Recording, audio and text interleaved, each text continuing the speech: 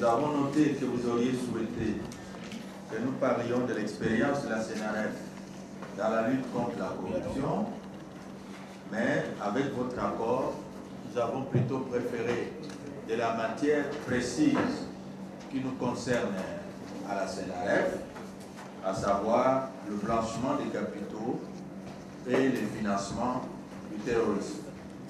Vous avez 30 minutes pour ce thème. Pardon. C'est ça que le thème qui a été retenu, c'est plutôt l'expérience de la CNRF dans la lutte contre le blanchiment des capitaux et le financement du terrorisme, et non pas l'expérience de la CNRF dans la lutte contre la corruption. En ce qui concerne la corruption, donc, considérez la première partie que nous avions déjà prêtée, qui donnait une définition conceptuelle du terme corruption, comme n'ayant plus d'objet spécial, étant donné que Honorable Massamba nous a très bien éclairé en ce qui concerne la corruption et ses différentes formes. Nous avons donc retenu que la corruption est une infraction grave à ne pas ramener au simple niveau du trafic d'influence ou du favoritisme. Nous avons aussi retenu que tout le monde était concerné par la corruption, que vous soyez une personnalité politique, ce que nous appelons nous autres, dans les termes du métier, les PPI, c'est-à-dire les personnes politiquement exposées, parmi lesquelles se trouvent, entre autres, les honorables députés. Donc, les PPI sont concernés par cette lutte, de même que les cadres d'entreprise, les fonctionnaires que nous sommes, etc.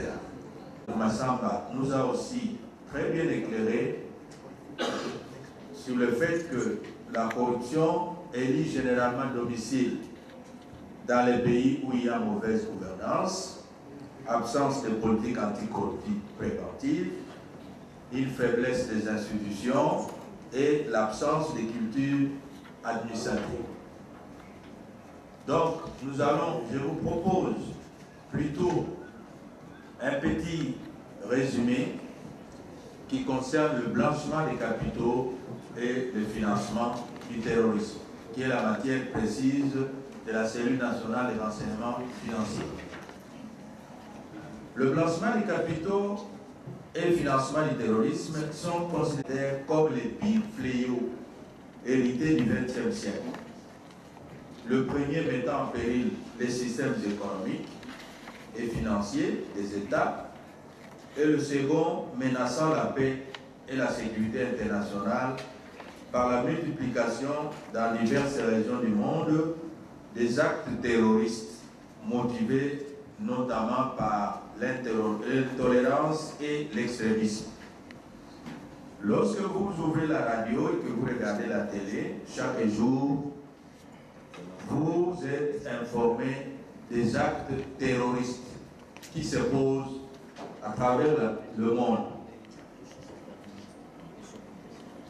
Nous allons vous faire voir que le blanchiment des capitaux se trouve être, malheureusement, le moyen qui permet aux terroristes de poser leurs actes à travers le monde. Ces deux fléaux, qui faisaient déjà l'objet des préoccupations de l'ensemble des États, sont donc devenus aujourd'hui les points de mire de plusieurs organisations internationales, lesquelles ont élaboré des instruments juridiques et formulé des recommandations pour impulser une lutte commune et impérativement coordonnée face à cette grande criminalité.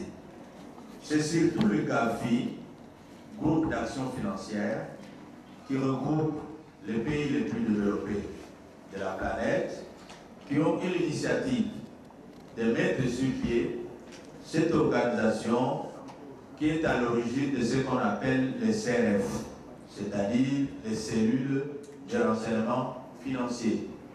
Et la CNRF est une CRF. Bon, ce qu'on appelle les CRF. Il y en a dans chaque pays et nous fonctionnons en synergie, notamment dans l'échange des renseignements. Dans plusieurs États, par l'élaboration et la mise en place des cadres juridiques et des structures appropriées en vue de l'éradication.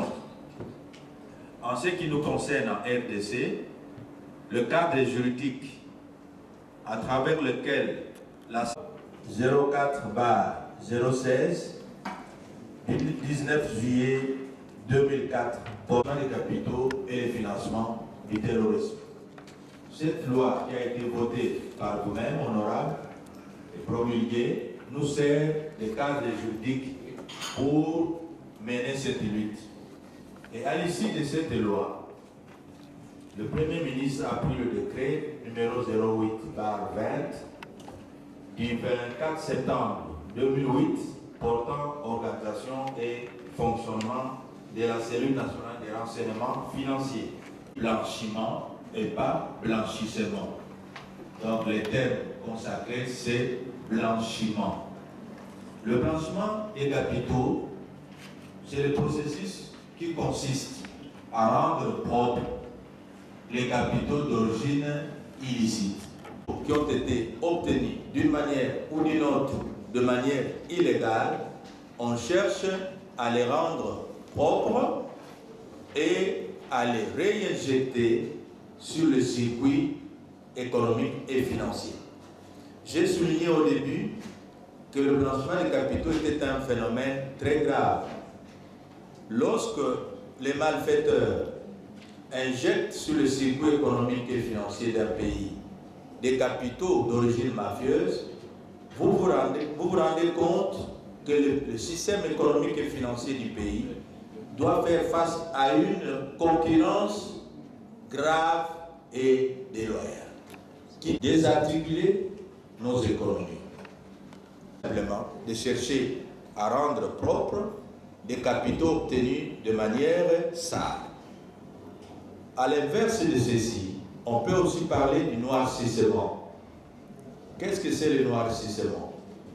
Le noircissement, c'est le phénomène contraire, c'est-à-dire de chercher à injecter des capitaux propres dans des activités illégales.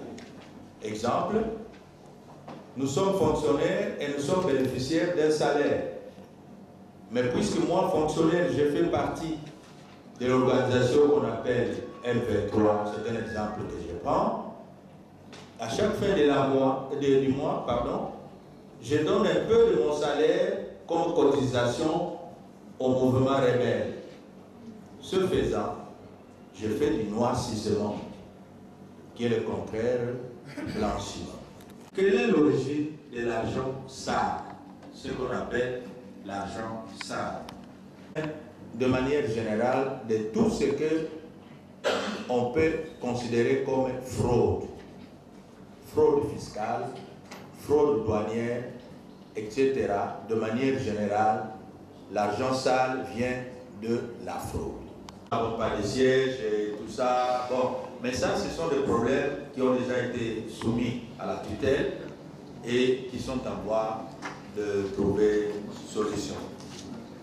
Parmi les grands problèmes qui peuvent attirer l'attention des honorables députés et de l'ANAC, où ils peuvent aussi noter un concours à l'avenir, c'est celui d'abord de la mise en œuvre du fonds de lutte contre le crime organisé, FOLICO.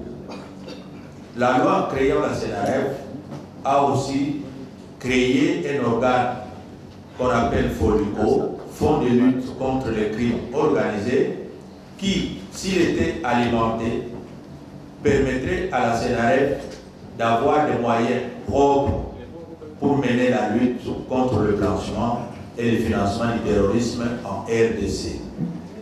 Ceci est à noter parmi les défis majeurs que nous avons à traverser à la CNRF. L'autre, vous savez que le blanchiment ne se fait pas seulement dans la ville de Kinshasa, c'est à travers le pays.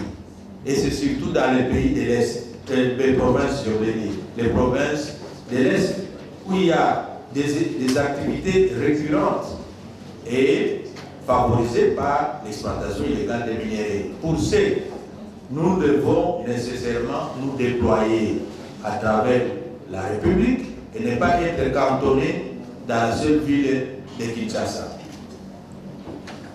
Nous allons terminer par quelques recommandations, parmi lesquelles il serait utile que la PNAC et l'honorable Assemblée puissent accompagner la CNRF dans le processus de la mise en œuvre du dispositif national de lutte contre le blanchiment des capitaux et le financement de terrorisme.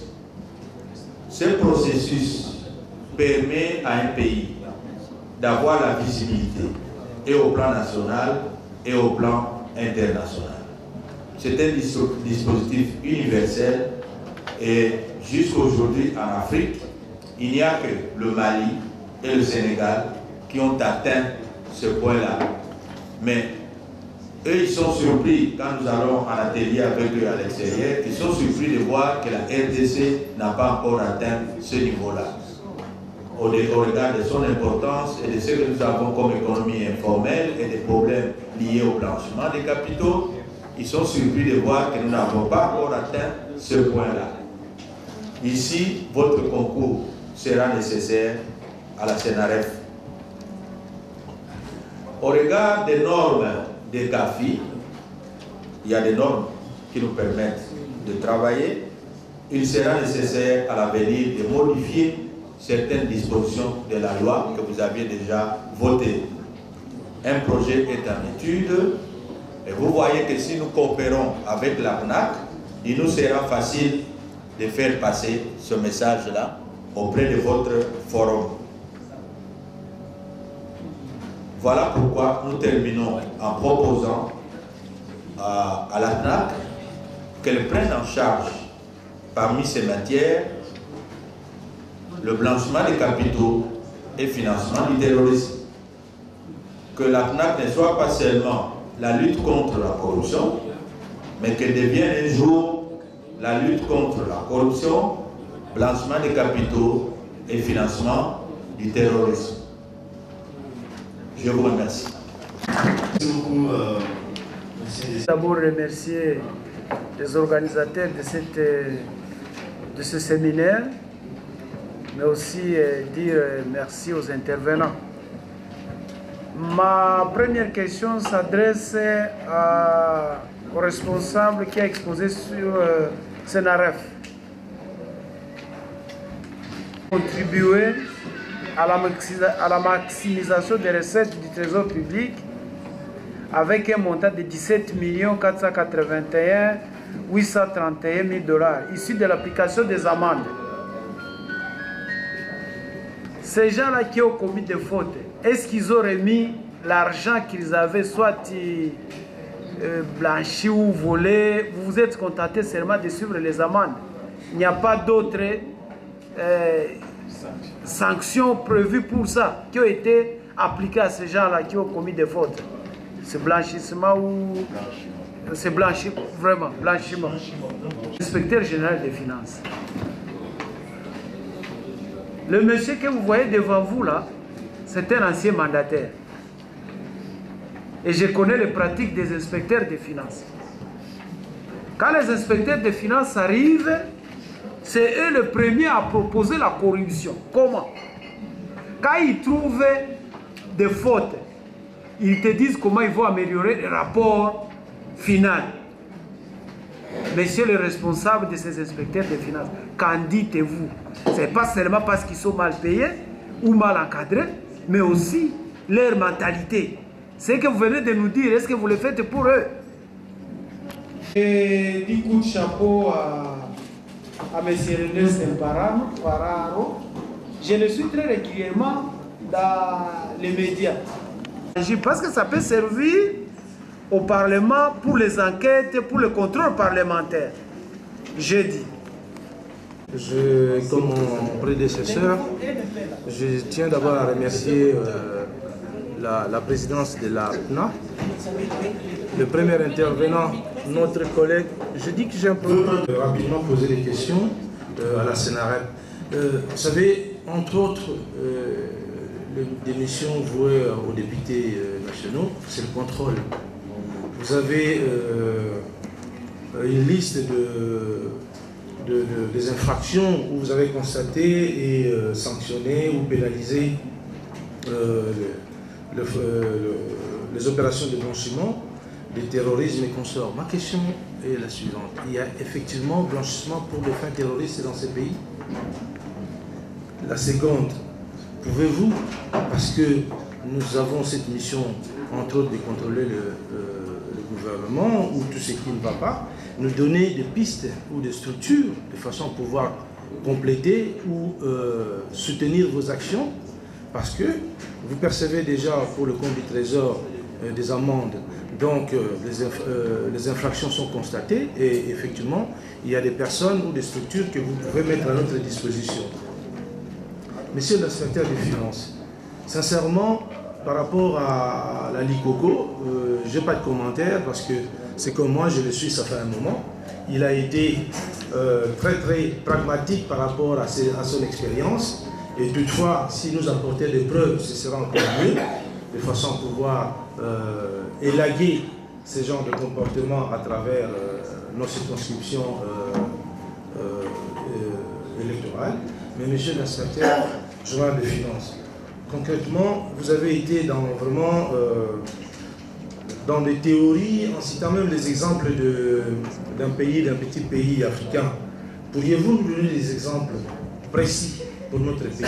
Parce que nous pensons ici, nous ne sommes pas là pour renforcer nos capacités, mais il faut nous donner des exemples précis et orienter notre action de façon à pouvoir améliorer les conditions de la lutte contre la corruption.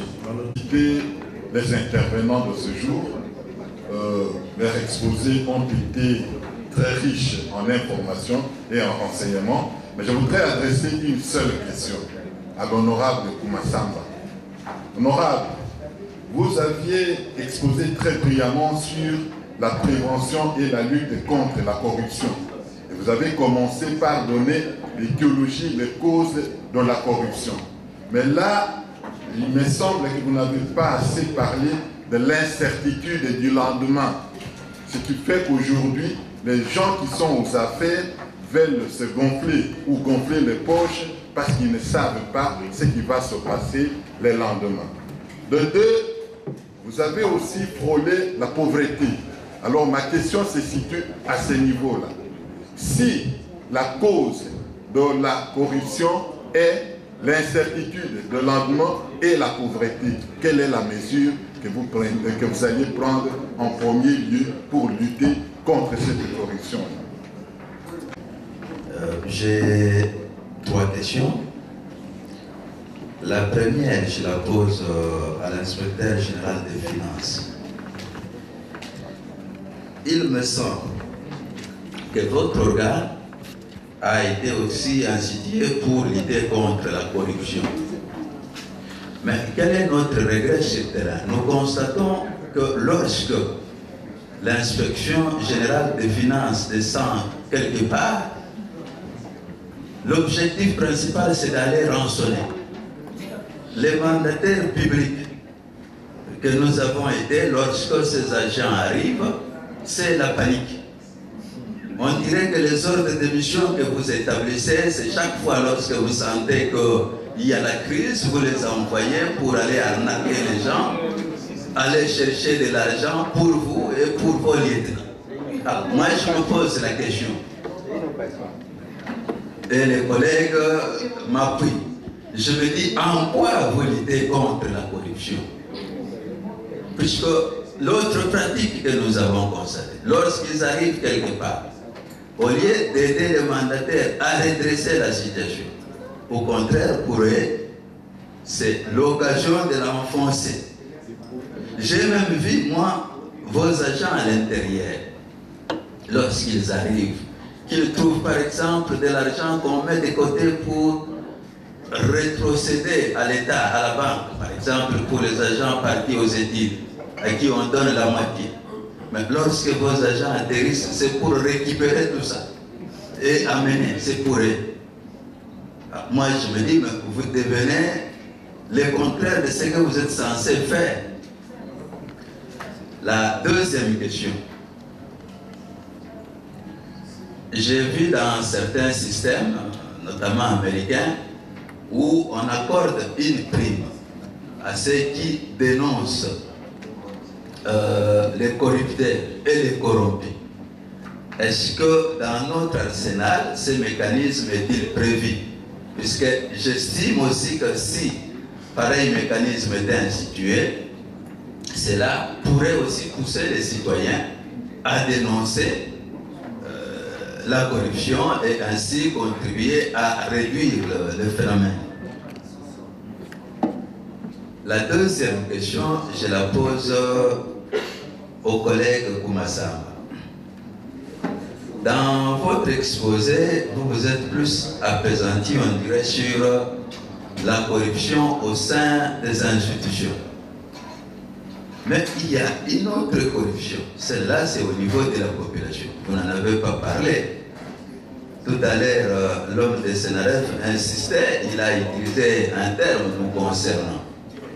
Nous assistons des fois, ça vous arrive, tout ceci aux collègues, quand vous arrivez quelque part, que des gens venus pour écouter les messages que nous amenons de nos vacances parlementaires, vous exigent la boisson de présent puisqu'ils sont venus écouter.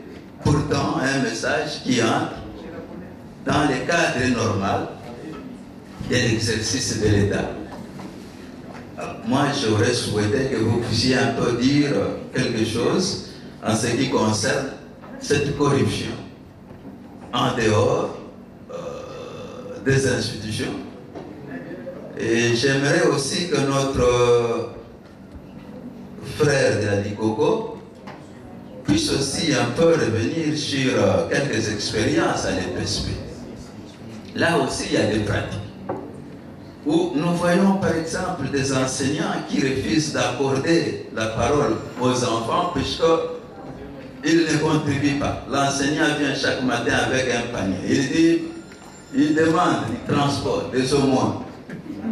Et aux élèves qui refusent ou qui n'ont rien à donner, ils peuvent faire une semaine, même lorsqu'on pose des questions, ils soulèvent son doigt. Le maître ou la maîtresse refuse puisque l'enfant n'a pas corrompu. Ça aussi, c'est une façon de corrompre, c'est une corruption. Qu'en dites-vous? Et je félicite d'entrée des jeux tous les intervenants qui nous ont apporté pas mal d'informations qui peuvent nous aider dans ce que nous faisons comme travail de tous les jours. J'ai des petites questions pour tous les quatre intervenants. Je commence par l'honorable Koumassamba. Honorable Koumassamba, le Parlement est l'autorité budgétaire. Et quand vous avez exposé, vous avez souligné le fait qu'il y a plusieurs mécanismes et institutions qui sont mis sur pied pour lutter contre la corruption. Entre autres, il y a le Sénaref, il y a l'OCEP, il y avait la cellule technique de lutte contre la corruption, il y avait. Maintenant, vous avez aussi souligné la difficulté qu'ont toutes ces institutions-là de fonctionner. J'aimerais savoir, vous, parlementaires ou Parlement, en tant qu'institution budgétaire, est-ce que vous vous questionnez sur le fonds alloué pour le fonctionnement de tous ces organes-là? Ça, c'est ma question. Et pour la Likoko, il serait intéressant peut-être de mettre à notre disposition votre approche pour avoir toutes ces informations-là. Parce que nous savons qu'il n'est pas facile de faire des investigations dans les domaines de lutte contre la corruption. Mais apparemment, vous parvenez à avoir des informations à la source. En dehors même de l'existence d'une loi sur l'accès à l'information qui vous faciliterait la tâche sur le terrain. J'aimerais que vous puissiez un peu nous entretenir sur cet aspect des choses. Comment vous parvenez à avoir des informations, surtout dans ces secteurs précis? pour l'inspecteur général de finances. L'inspection générale de finances ou l'inspecteur général de finances produit un rapport administratif qui va adresser à la hiérarchie. Je crois que l'inspection générale de finances est rattachée maintenant à la présidence, je crois. Il répondait avant du ministère de Finances, maintenant c'est au niveau de la présidence. Qu'est-ce qui arrive? Est-ce que vous êtes déjà arrivé que les différents rapports que vous soumettez à votre hiérarchie soulignent le fait que la hiérarchie quelque part est impliquée dans ce que vous donnez comme rapport? Et s'il y a déjà un fait de cette nature qui est déjà arrivé, où la hiérarchie elle-même est impliquée dans la chose que vous soulignez dans le rapport, qu'est-ce que vous avez fait pour vous assurer que toutes les recommandations